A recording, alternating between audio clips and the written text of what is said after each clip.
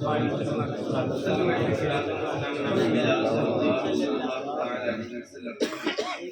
آیت مقدسہ کی تلاوت کی ہے، اللہ تبارک و تعالیٰ نے ارشاد فرمایا یا ایھا الانسان ما غرک بربک الکریم۔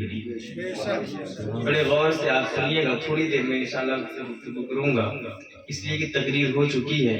میں صرف بتایا کہ میں آیا ہوں آپ سے گفتگو کرنے کے لیے، تاکہ میں آپ کو پہچان لوں، آپ مجھے پہچان لیں، ٹھیک ہے؟ ہم اور آپ بڑے خوش نصیب ہیں کہ ایسی پاک محفل میں بیٹھے ہوئے ہیں۔ یہ محفل منسوب ہے ہمارے دادا کریم، ہمارے جد امجد، خلیفہ حضور مجاہد ملت، حضور مجاہد سنیت، حضور قائد ملت، پاسبان مسلک اعلیٰ حضرت، حضرت علامہ مولانا الحاج غلام محمد خان صاحب قبلہ قادری علیہ رحمہ کی۔ حضرت کا احسان ہم اور آپ کے سروں پر اس قدر ہے کہ ہم پوری زندگی بھی اگر سر ان کی چوکھٹ پر رگڑے تبھی یہ احسان ہمارا آپ کا مکمل نہیں ہو سکتا۔ اس لیے کہ جب ہم کچھ نہیں جانتے تھے تب انہوں نے ہمیں بہت کچھ بتا دیا۔ سب سے بڑی بات یہ ہے کہ اللہ تبارک و تعالیٰ نے انہیں آپ کے درمیان بھیجا اس لیے تھا تاکہ آپ کے ایمان کی پاسبانی کر سکیں۔ وہ آپ کے ایمان کی محافظت کرنے کے لیے اللہ نے ان کو بھیجا تھا، اور جسے اللہ رب العزت نے بھیجا، جیسے آپ کو بھیجا گیا، آپ نے اپنے مقصد میں کامیاب اور کامران رہے۔ اور یہی نہیں بلکہ اس علاقے امیٹھی کی گرد و نواح میں جتنے بھی علاقے پائے جاتے ہیں، الحمدللہ ثم الحمدللہ ہر طرف مسلک اعلیٰ حضرت کا ڈنکا بجتا ہے۔ یہ خوبی کسی اور کی نہیں، یہ محنت اور مشقت کسی اور کی نہیں، یہ آپ کے رہبر و رہنما خطیب امام جامع مسجد علیہ رحمہ کی۔ بڑے خوش نصیب ہیں آپ حضرات بیٹھے ہیں اس محفل میں، تو جتنا ہو سکے سبحان اللہ ماشاءاللہ کہیں، اور اس کا ثواب سب کچھ حضرت کی بارگاہ میں نظر کیا جائے۔ اللہ تبارک و تعالی حضرت کے قبر کو روضۃ من ریاض الجنہ بنائے، حضرت کو کروٹ کروٹ جنت الفردوس میں اعلیٰ بالا مقام عطا فرمائے۔ تو میں نے جس آیت مقدسہ کی تلاوت کی، اللہ تبارک و تعالی نے ارشاد فرمایا یا ایھا الانسان ما غرک بربک الکریم، کہ اے انسان تجھے کس چیز نے غفلت میں ڈالا کہ تو اپنے کریم رب سے دور ہو گیا۔ بہت بڑا اس آیت کریمہ میں ایک بہت زیادہ وسعت رکھی ہوئی ہے کہ اللہ تبارک و تعالیٰ کا یہ فرمان آپ دیکھیں اور اس کے بعد اپنے گریبان میں جھانک کر دیکھیں کہ کہیں یہ آیت کریمہ ہم پر تو نہیں فٹ ہو رہی۔ اللہ نے ارشاد فرمایا کہ اے انسان تجھے ہو کیا گیا، آخر تجھے میں دنیا میں بھیجا کس لیے تھا؟ دنیا کو پیدا اس لیے کیا تھا کہ تم دنیا میں جاؤ اور ہماری عبادت کرو، نیک کام کرو، ایک دوسرے سے اچھے اخلاق کے ساتھ پیش آؤ، تو پھر میں راضی ہو جاتا، اور جب میں راضی ہو جاؤں گا پھر اس کا بدلہ تمہیں جنت ملے گی۔ لیکن تمہارا حال کیا ہے؟ تم دنیا میں گئے لیکن دنیا کے عیش و آرام میں مبتلا ہو گئے، تم نے اپنے اولادوں کی املاک میں تم مبتلا ہو گئے، تم نے اپنے مال پر فخر کرنا شروع کر دیا، تم نے اپنے بڑی بڑی حویلیوں پر اترانے لگے، تم اپنی اولاد کو اپنا دستے راست بنا کر، اپنے بازو کی طاقت بنا کر تم اس پر گھمنڈ میں مبتلا ہو گئے، اور نتیجہ یہ نکلا کہ تم اللہ کی رحمت سے دور ہوتے چلے گئے۔ جب تمہیں دولت ملی، ثروت ملی، شہرت ملی، سب کچھ اللہ نے تمہیں نوازا تھا، لیکن تمہیں چاہیے یہ تھا کہ یہ ساری چیزیں پانے کے بعد اللہ کے بارگاہ میں سر بسجود ہوتے اور اللہ کی بارگاہ میں شکرانے کی نمازیں ادا کرتے، اور اللہ کا شکر ادا کرتے کرتے آپ کی پیشانی گھس جانی چاہیے تھی۔ اس لیے اللہ نے ارشاد فرمایا وما خلقت الجن والانس الا لیعبدون، کہ انسان ہم نے تجھے اور جنوں کو پیدا یوں کیا ہے کہ تاکہ وہ ہماری عبادت کریں۔ ہم اور آپ اس کائنات میں پیسے اکٹھے کرنے کے لیے نہیں آئے تھے، بڑے بڑے محلوں میں بلڈنگوں میں رہنے کے لیے نہیں آئے تھے۔ یہ بلڈنگیں بناتے آپ ہو، حساب کوئی بناتے آپ ہو، رہتا کوئی اور ہے، لیکن حساب آپ کو دینا ہے۔ کبھی غور کیا آپ نے؟ اپنے اعمال کا جائزہ لیجئے۔ جب اعمال کا جائزہ لیں گے تو کبھی بھی آپ اللہ کے نافرمان نہیں ہوں گے۔ سبحان اللہ، سبحان اللہ۔ اللہ نے ارشاد فرمایا کہ اے انسان تجھے ہو کیا گیا؟ آخر تو اللہ سے دور کیوں ہو گیا؟ کون سی چیز تجھے اللہ سے دور کر دی؟ اس آیت کریمہ کے بعد 3 آیات اس آیت سے ملی ہوئی ہیں، سبحان اللہ، جس کا خلاصہ یہ ہے کہ اللہ نے ارشاد فرمایا کہ اے انسان تجھے کس چیز نے تمہارے کریم رب سے دور کر دیا، جبکہ تمہیں اس نے عدم سے وجود میں لے کر آیا، تمہارے اعضاء کو ٹھیک پیدا فرمایا، تم اس کی نعمت اور اس کے کرم کو دیکھنے کے باوجود تم اس کی نافرمانی کرتے ہو۔ تم نے اس کا احسان اور اس کا حق نہیں پہچانا۔ اگر وہ اللہ چاہتا تو تمہیں گونگا بھی پیدا کر سکتا تھا، وہ اللہ چاہتا تو تمہیں اندھا لولا لنگڑا بھی پیدا کر سکتا تھا، لیکن اللہ تبارک و تعالیٰ نے ارشاد فرمایا کہ میں نے تمہارے اعضاء کو برابر پیدا کیا، ایک ہاتھ ایک پیر دوسرے ہاتھ پیر سے بڑا چھوٹا نہیں کیا۔ ہم نے تمہیں لمبے قد والا، چھوٹے قد والا، مرد عورت، خوبصورت بدصورت، گورا کالا، جس صورت میں چاہا اللہ نے آپ کو بنایا، لیکن اس کا حاصل کیا ہوگا؟ ہمارا اور آپ کا حال کیا ہے؟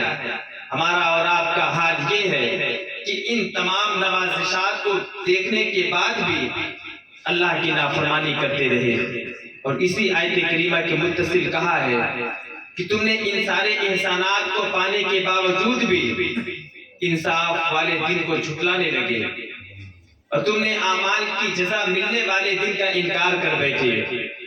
حالانکہ بات صحیح ہے کہ اللہ تبارک و تعالیٰ بڑا رحیم و کریم ہے، لیکن مسلمانوں کبھی اللہ کے کرم کو سامنے رکھ کر اس کی نافرمانی نہیں کرنی چاہیے، بلکہ ہمیشہ اس کے قہار و جبار کی صفت سامنے رکھ کر، اس کی عذاب کو سامنے رکھ کر، اس کی پکڑ کو سامنے، اس کی سختی کو سامنے رکھ کر اللہ رب العزت کے نافرمانی سے ہمیں بچتے رہنا چاہیے۔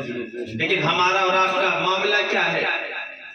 اس مجمع میں بہت سارے ایسے ہوں گے جو گناہ تو کرتے ہیں کھلے عام، پوری زندگی اپنے گناہوں میں مبتلا کرتے ہیں، لیکن جب ان سے بتایا جائے، ان سے کچھ پوچھا جائے کہ آخر ہمیں آپ کو مرنا ہے، اس کائنات میں ہمیشہ کے لیے نہیں رہنا ہے، یہ کائنات فانی ہے، ہمیں اس دارالفنا میں رکھا اس لیے گیا ہے تاکہ ہم اپنے اعمال کی درستگی کریں، تاکہ ہم اعمال نیک کریں، اور جب ہم جائیں گے تو یہاں سے کچھ اور نہ لے کر اسی اعمال کو ہم لے کر جائیں گے۔ تو ہمیں اور آپ کو ہونا ہی چاہیے کہ اللہ رب العزت کی حمد و ثنا کرتے ہوئے اس کی تعریف اور اس کی ذکر میں اپنی زندگی گزاریں، اور یہ تسلی دیتے ہیں گناہ کرنے کے بعد کہ اللہ رحیم و کریم ہے، اللہ بخشنے والا مہربان ہے۔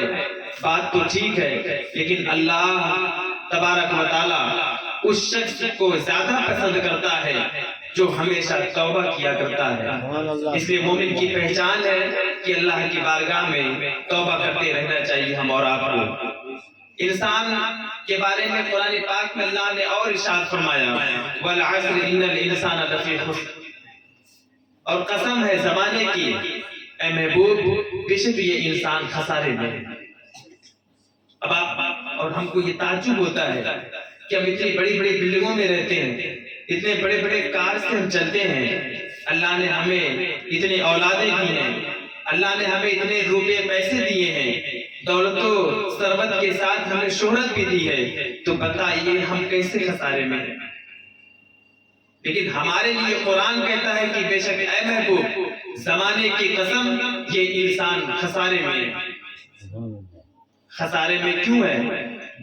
بڑی بڑی بلڈنگوں پر اترانے کا نام ترقی یافتہ دور نہیں ہے، بے نمازی ہو جانے کا نام ترقی یافتہ دور نہیں ہے، ماں باپ کو ستانے کا نام چھوٹے بڑے کی تمیز نہ کرنا، عبادات سے غافل ہو جانا، خدا کے ذکر سے منہ موڑ لینا، اسے ترقی نہیں کہتے ہیں بلکہ اسی کو زوال کہتے ہیں۔ سبحان اللہ، سبحان اللہ۔ ترقی دیکھنی ہے تو حضرت صدیق اکبر کی غربت دیکھ لو، تمام صحابہ کرام کی زندگی دیکھ لو، عثمان کی سخاوت بھی ہے لیکن وہ کامیاب ہے، وہ خسارے میں نہیں ہے۔ عمر کا جلال دیکھو تو اس کے باوجود آپ کو یہ خبر ملے گی عمر خسارے میں نہیں بلکہ عمر کامیاب ہے۔ اللہ کے رسول کے تمام صحابہ کی زندگی کو پڑھتے جائیے، آپ کو پتہ چلے گا کہ یہ سارے کے سارے لوگ کامیاب ہیں، خسارے میں کوئی نہیں۔ اور قریب آئیے تو آپ صحابہ کے بعد تابعین کا زمانہ لیجئے، اس میں آپ کو سب کے سب کامیاب ملیں گے۔ اس کے نیچے اور آتے جائیں، آپ کو تبع تابعین کا زمانہ ملے گا، اس میں بھی آپ سبوں کو کامیاب پائیں گے۔ کیوں؟ اس لیے کہ اس وقت نبی کا ذکر اور نبی کی محبت لوگ اپنے دلوں میں بسائے ہوا کرتے تھے۔ دولت تو آج ہمارے پاس ہے، اس وقت دولت کی اتنی کثرت نہیں تھی، لیکن قرآن کہتا ہے وہ لوگ کامیاب تھے۔ اور آج ہمارے پاس دولت و ثروت و شہرت سب کچھ رکھی ہوئی ہے، مالداری ہمارے گھر کی نوکرانی ہے، لیکن معاملہ کیا ہے؟ قرآن اس کے باوجود کہتا ہے کہ اے محبوب، زمانے کی قسم یہ انسان بالکل خسارے میں ہے۔ تو پتہ یہ چلا کہ نبی کے عشق کو، نبی کی محبت کو جو اپنے سینے میں رکھے، جو اپنے سینے کو نبی کے عشق کا مدینہ بنائے، وہی شخص کامیاب ہے۔ اور جس کے دل میں نبی کی محبت نہ ہو، اس شخص کے دل میں کچھ نہیں بلکہ وہ شخص خسارے میں ہے۔ سبحان اللہ، سبحان اللہ۔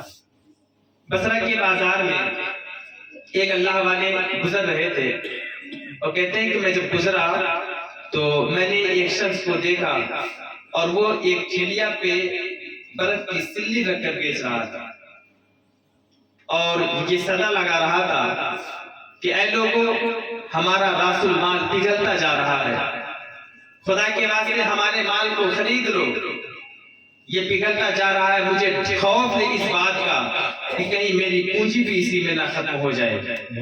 وہ بزرگ کہتے ہیں میں اور قریب آیا اور بار بار اس کی صدا سنتا رہا۔ کہتے ہیں اس دن مجھے پتا چلا کہ والعصر ان الانسان لفی خسر کی تفسیر کیا ہے۔ فرماتے ہیں اے انسان، تجھے کس چیز نے گھمنڈ میں ڈالا ہے؟ کیا تجھے یہ خوف، کیا تجھے یہ تیری نظروں میں یہ چیز گھوم رہی ہے کہ تجھے مرنا نہیں ہے؟ تو تیرے جیسے ہزاروں آئے اور اس دنیا سے چلے گئے۔ تم نے بھی اپنے ہاتھوں سے ہزاروں مردوں کو دفن کیا ہوگا، کتنے کتنے نیکوں کو آپ نے دفن کیا ہے، کتنے بروں کو بھی آپ نے دفن کیا ہے، لیکن یاد سوچنے کی یہ بات تھی کہ مردوں کو قبرستان لے جانا یہ ہمارے اور آپ کے لیے عبرت تھا، ہمیں اور آپ کو اس سے سیکھنا چاہیے تھا۔ لیکن معاملہ یہ ہے کہ آج کا وہ دور ہے کہ قبرستان میں قبر کھودی جا رہی ہے، لیکن ہم اور آپ اس میں بیٹھ کر مستیاں کیا کرتے ہیں، ہنسی مذاق کیا کرتے ہیں۔ مسلمانوں، یہ ہمارا اور آپ کا طریقہ نہیں تھا۔ ہمیں تو خوف خدا ہمارے سینے میں بس جانا چاہیے تھا تاکہ لوگ دیکھیں اور دیکھنے کے بعد ہمارے کردار سے نبی نبی کی صدا آئے۔ ہم چلے تو لوگ چلنا ہمارا دیکھیں اور یہ کہیں کہ امتی جب ایسا چلتا ہے تو نبی کیسا چلتا ہوگا، امتی جب ایسے بولتا ہے تو نبی کیسے بولتا ہوگا۔ جب ہندوستان کے اور اس دنیا کے مسلمانوں کے رویے کا یہ عالم ہے تو مدینے کے تاجدار کا عالم کیا ہوگا۔ لیکن آج ہم نے اپنے کردار سے اپنے رسول کو شرمندہ کر دیا ہے۔ یار مسلمانوں، آپ سمجھو اس بات کو۔ بہرحال وہ کہتے ہیں، بزرگ کہتے ہیں کہ جب میں ان کے قریب گیا تو میں نے پوچھا کہ بات کیا ہے، تم کہہ کیا رہے ہو؟ اس نے کہا کہ اے بابا، میرے پاس یہ برف کی سلی ہے اور کوئی ایسی پونجی تو ہے نہیں کہ اس کو میں رکھ دوں، اگلے دن دوسرے 2 روپے مہنگا کر کے میں بیچ دوں۔ میرے پاس یہ جو رکھا ہوا ہے یہ مال پگھلتا ہوا جا رہا ہے اور مجھے یہ خوف لاحق ہے کہ کہیں ایسا نہ ہو کہ یہ پگھل کر بہ جائے اور میرا راس المال بھی ختم۔ ختم ہو جائے۔ وہ بزرگ کہتے ہیں اس دن مجھے سمجھ میں آ گیا کہ انسان کی زندگی بھی اسی طریقے سے دن بدن گھٹتی جا رہی ہے۔ لوگ کہتے ہیں ہماری عمر اتنی ہو گئی، میں اتنا بڑا ہو گیا، لیکن اگر تصوراتی دنیا سے آپ دیکھیں تو آپ کی عمر بڑھ نہیں رہی ہے بلکہ گھٹ رہی ہے۔ دن بدن آپ قبر کے قریب ہوتے جا رہے ہیں، اور ہمارا المیہ بھی الگ ہے کہ جب تک ہم بچے ہوتے ہیں تب تک تو نماز روزے کا کوئی پابندی نہیں ہوتی۔ جب جوانی کی دہلیز پر قدم رکھتے ہیں تب یہ کہا جاتا ہے کہ اے لوگوں، ابھی مجھے جوانی کے ایام میں کھیل لینے دو، ابھی مجھے کما کھانے دو۔ لیکن مسلمانوں، اللہ رب العزت کے نزدیک سب سے بہتر توبہ اگر کسی کی ہے تو وہ نوجوان کی ہے۔ اس لیے جہاں تک ہو سکے نوجوانی میں کوشش کرو، نوجوانوں میں اللہ رب العزت کی بارگاہ میں سچے دل سے توبہ کرو، ورنہ بڑھاپے میں لوگ مسجدوں کو ہی آباد کرتے ہیں۔ میں یہ کوئی سیکھی سکھائی بات نہیں بلکہ دیکھی دکھائی بات میں کرتا ہوں۔ عموماً یہ چیز آپ بھی اس چیز کو آپ اقرار کریں گے کہ جوانی کی جو توبہ ہوتی ہے وہ گھر والوں کو بھی پیاری لگتی ہے، اللہ رب العزت کو بھی پیاری لگتی ہے، اور معاشرے میں اس نوجوان کی عزت دوبالا ہو جایا کرتی ہے۔ اور رہے بوڑھے بزرگ، یہ ان کا کچھ اللہ تبارک و تعالیٰ نے بعض ایسے رکھے ہیں، ایسا نہیں کہ سارے کے سارے اسی زمرے میں ہیں۔ کتنے ضعیف حضرات ایسے ہیں جو اللہ اور اس کے رسول کی خوشنودی کے لیے نماز پڑھتے ہیں، لیکن عام طور سے ہوتا یہ ہے کہ جب ان بوڑھوں کی جگہ گھر میں نہیں ہو پاتی ہے، جب ان بوڑھوں کے کھانسنے سے ان کے پوتوں کو تکلیف ہوتی ہے، جب ان کا بیٹا آ کر یہ بولتا ہے کہ ابا جان آپ ذرا دھیرے کھانسا کریں، خود آپ کے کھانسنے سے میرے بچوں کو تکلیف ہوتی ہے، اس وقت دل سے یہ آہ نکلتی ہے کہ اے میرے بیٹے، تو نے اب بچپن میں مجھ سے ایک چیز کا 100 مرتبہ سوال کیا ہے، میں نے ہاں میں جواب دیا ہے، تب تو میں نے تجھے جھڑکا نہیں۔ آج میں بڑھاپے کی اس دہلیز پر پہنچا ہوں تو تمہیں میری کھانسی تجھے تکلیف ہوتی ہے، میری کھانسی سے تجھے تکلیف ہوتی ہے، میری چھینک سے تجھے تکلیف ہوتی ہے۔ اب چاروں ناچار کرتا کیا نہ کرتا، آخر وہ اٹھتا ہے اور مسجد کی دربار میں جاتا ہے، اور جانے کے بعد وہیں بیٹھا رہتا ہے، اور بیٹھتے ہوئے اب دنیا یہ دیکھ رہی ہے کہ فلاں بزرگ بہت اللہ کا مقرب بندہ ہے، بہت نمازیں پڑھتا ہے، لیکن سچائی کیا ہے؟ سچائی اس کے برعکس ہے کہ وہ خدا کی ڈر سے نہیں آیا ہے بلکہ گھر کے خوف سے وہ مسجد تک آیا ہے کہ یہاں بیٹھے رہنے سے بہتر ہے کہ ہم مسجد میں جا کر رہیں۔ تو ایسا کام آپ نہ کریں، دل میں خوف خدا پیدا کریں، خوف خدا پیدا کریں۔ ہم تو بوڑھے ہو گئے لیکن خوف کا کوئی دل ہمارے دل میں کوئی ذرہ برابر بھی اللہ کا خوف نہیں ہے۔ ایک واقعہ میں پڑھ رہا تھا، ایک چھوٹا بچہ تھا، ایک بزرگ کہتے ہیں کہ وہ چھوٹا بچہ رو رہا تھا، اور اتنی زاروں قطار رو رہا تھا، اتنی سختی اور شدت کے ساتھ رو رہا تھا کہ میں کھڑا ہوا، اس سے پوچھا بیٹا کیا بات ہے، تجھے کسی چیز نے رلایا ہے، آخر تجھے مارا کسی نے ڈانٹا پھٹکارا ہے؟ کہا نہیں ایسا کچھ نہیں ہے، میں رو اس لیے رہا ہوں جہنم کے خوف سے رو رہا ہوں۔ بتائیے وہ ننھا بچہ جس کے اوپر نماز بھی فرض نہیں تھی، وہ بچہ کہتا ہے کہ میں جہنم کے خوف سے رو رہا ہوں۔ اور ہمارے نوجوانوں کے حالات، بچوں کے تو چھوڑ دیں، نوجوانوں کے حالات کے بارے میں اگر پوچھا جائے تو انہیں نماز کے فرائض، وضو کے فرائض اور غسل کے فرائض تک نہیں آتی ہیں۔ یہ بڑے افسوس اور شرمندگی کی بات۔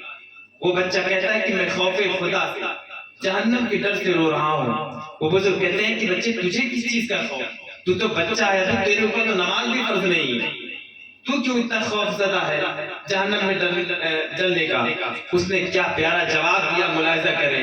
بچہ کہتا ہے کہ میں گھر میں جب موجود ہوتا ہوں، جب میری والدہ جب کھانا تیار کرتی ہے تو چولہے میں بڑی لکڑیوں کے ساتھ چھوٹی لکڑیاں ڈال کر اسے جلایا کرتی ہے۔ مجھے خوف اس بات کا ہے کہیں ایسا نہ ہو بڑے بڑے گنہگاروں کو جلانے کے لیے اللہ تبارک و تعالی ہم جیسے چھوٹے بچوں کو بھی جہنم میں چھوڑ دے۔ اس طریقے سے خوف خدا رکھنی چاہیے۔ مسلمانوں، جب تک تم اپنے دل میں خوف خدا نہیں رکھو گے، نہ تمہیں عبادت میں لذت آئے گی، نہ تمہیں خدا اور اس کے رسول کے ذکر میں لطف آئے گا۔ اور ذکر میں لطف آنے کا مطلب یہ ہوا کہ اللہ نے ارشاد فرمایا الا بذکر اللہ تطمئن القلوب، کہ تمہارے دلوں کو چین و سکون اس وقت تک ملے گا جب تک تم اپنے رب اور اپنے رسول کا ذکر نہ کرو گے، اپنے رب اور اس کے رسول रसूल का जिक्र करो, उससे तुम्हें सुकून मिलेगा, वरना इस दुनिया में कुछ रखा नहीं है। आने वाले आए और चले गए, बहुत से बड़े बड़े बहादुर आए, रुस्तुम जमाना आया, एक से एक हामान, नमरूद, शद्दाद जैसे जालिम और जाबिर बादशाह आए और आने के बाद इस कायनात से चले गए। हमारा कुछ ना बिगड़ा, इस कायनात में हम आए इसलिए हैं ताकि हम अपने आमाल की दुरुस्तगी करें। आकाए दो आलम सल्लल्लाहु तआला अलैहि वसल्लम ने इरशाद फरमाया कि सबसे समझदार शख्स वो है जो इस दुनिया में मौजूद होकर अपने गुनाहों का मुहासबा करे, अपने गुनाहों का हिसाब ले और उसके बाद आखिरत की बेहतरी के लिए वो नेक आमाल करता रहे। आका ने उसे अच्छा शख्स और अक्लमंद बताया है। और दूसरी मर्तबा इरशाद फरमाते हैं, बेवकूफ शख्स वो है जो अल्लाह रब्बुल इज्जत की बारगाह में तौबा ना करे, बल्कि अपनी सारी जिंदगी अब ख्वाहिशात नफसानी में गुजारता रहे, गुनाहों में मुब्तला रहे और उसके बाद उम्मीद ये रखे कि अल्लाह तबारक व तआला उसे आखिरत में ईमान अता फरमाएगा, इनाम अता फरमाएगा। ये एक बेवकूफ की सोच है और यही सारी सोच हम लोगों के अंदर मौजूद है कि हम गुनाह तो करते जाते हैं, लेकिन सिर्फ यही होता है कि अल्लाह बख्श देगा, अल्लाह बख्श देगा। लेकिन मुसलमानों, जहां तुमने अल्लाह रब्बुल इज्जत को रहमान और रहीम पढ़ा है, वही चंद जुमले आगे पढ़ लिया होता। जहां अल्लाह की सिफत रहमान और रहीम है, उसी के आगे आप पढ़े होते, वही एक लफ्ज दो लफ्ज और मिलता कि जहां अल्लाह रब्बुल इज्जत रऊफ और रहीम है, जहां रहमान और रहीम है, वही अल्लाह रब्बुल इज्जत की सिफत कहार और जब्बार भी है। आप अल्लाह रब्बुल इज्जत ने इरशाद फरमाया, इन्ना बतश रब्बिका लशदीद, कि ऐ लोगों, बेशक तुम्हारे रब की पकड़ बड़ी सख्त है, बहुत सख्त है। इस पकड़ को अगर आपको देखना है तो आप नमरूद की जिंदगी पढ़िए, आप हामान की जिंदगी पढ़िए कि खुदा की शिद्दत, खुदा की पकड़ कैसी होती है। अबू जहल की तारीफ पढ़िए कि अल्लाह रब्बुल इज्जत की पकड़ कैसी होती है। जब इन सब को आप देखेंगे तो आपके दिल में खौफ खुदा पैदा होगा। जहां तक हो सके बुजुर्गों के अहवाल पढ़िए, अपने अकायद की दुरुस्तगी करिए। अब आपको समझाने वाला कोई नहीं है, ये दिन आने वाला हर दिन से बेहतर नहीं बल्कि खराब आएगा। मुसलमानों, तुम्हें अपने ईमान की हिफाजत खुद करनी है।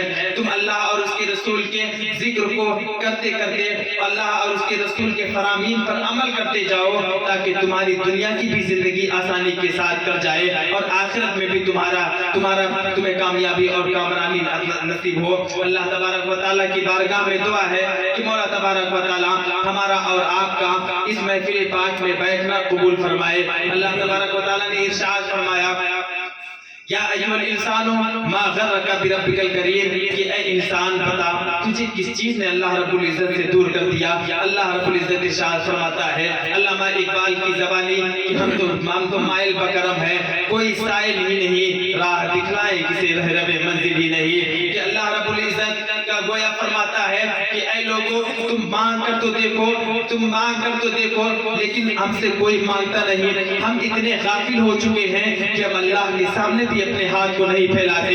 मुसलमानों, याद रखो, जो शख्स अल्लाह के सामने हाथ नहीं फैलाता वही दुनियादार के सामने हाथ फैलाता नजर आता है। अगर तुम चाहते हो कि मोहताजी हमसे दूर रहे, मोहताजी हमसे कोसों दूर रहे, गरीबी हम तक ना आए, तो अल्लाह के साइल बन जाओ, अल्लाह से मांगने वाला बन जाओ। जब तुम अल्लाह से मांगोगे तो अल्लाह तुम्हें ऐसा देगा, इतना देगा कि फिर तुम्हें दुनियादार के सामने हाथ फैलाने की कोई जरूरत नहीं है। अल्लाह तबारक व तआला इरशाद फरमाता है, इन्ना बतश रब्बिका लशदीद, ऐ मुसलमानों, ऐ लोगों, बेशक अल्लाह की पकड़ बहुत सख्त है। जहां तक हो सके अपने किरदार को सुधारिए, अपने आमाल का जायजा लीजिए और आमाल को सिराते मुस्तकीम पर चलाने की तौफीक अता फरमाए। अल्लाह रब्बुल इज्जत की बारगाह में ये दुआ किया करें कि अल्लाह तबारक व तआला हमारे नफ्स को कंट्रोल करने की हमें तौफीक अता फरमाए, नफ्स मुतमइन्ना हमारे नफ्स को बनाए। मौला तबारक व तआला जितने लोग इस महफिल पाक में हाजिर हैं, सबों के सरों पर हजरत खतीब मिल्लत का फैजान जारी व सारी फरमाए।